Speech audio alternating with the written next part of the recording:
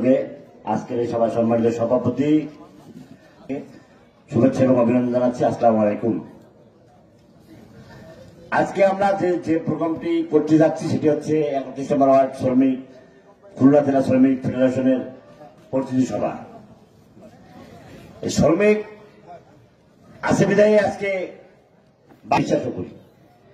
আমাদেরকে সবসময় একটি জিনিস মনে রাখতে হবে, কৃষক শ্রমিক জনতা গড়ে তোলো একতা।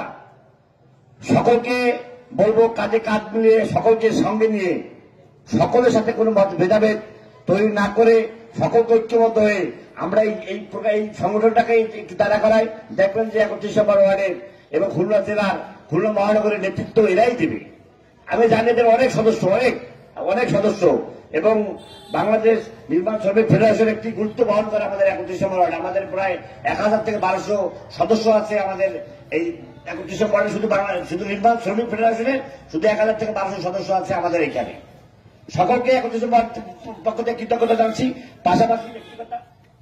পাশাপাশি একটি কথা, আমাদের এই অঞ্চল পাশে যেহেতু নদী, আমরা হচ্ছে বর্ডার এলাকা, আমাদের পাশেই জেলা। আমাদের এলাকায় মাদক এবং সন্ত্রাস এবং খুলনা ব্যাপক আকারে সন্ত্রাসে ছয়লাভ করেছে। আপনারা জানেন আমরা বিএনপি প্রোগ্রাম নিয়েছি যে সন্ত্রাসটি কিভাবে রুখে দেওয়া যায়, তার বিপক্ষে আমরা মহানগর বিএনপির নেতৃত্বে আমরা রুখে প্রতিবাদ জানাচ্ছি। বিভিন্ন অঞ্চলে বিভিন্ন ওয়ার্ড থেকে শুরু হচ্ছে আমাদের 31 তারিখে আপনারা সবাই যাবেন।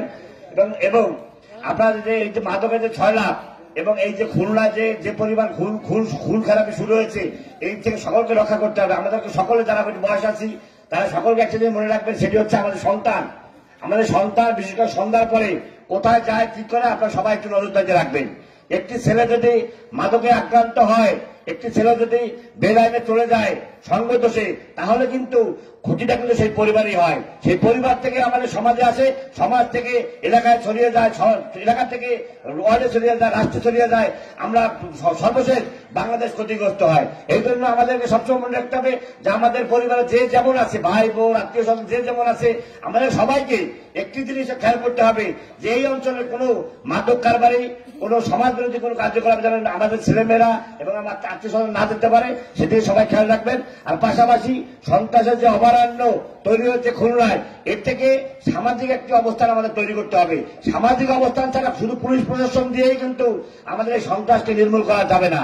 তাই সকলকে উদ্দেশ্যে বলবো যে আপনারা সবাই, থানার নাম্বার আছে, কেএমপির নাম্বার, সবাই একটু যোগাযোগ করবেন।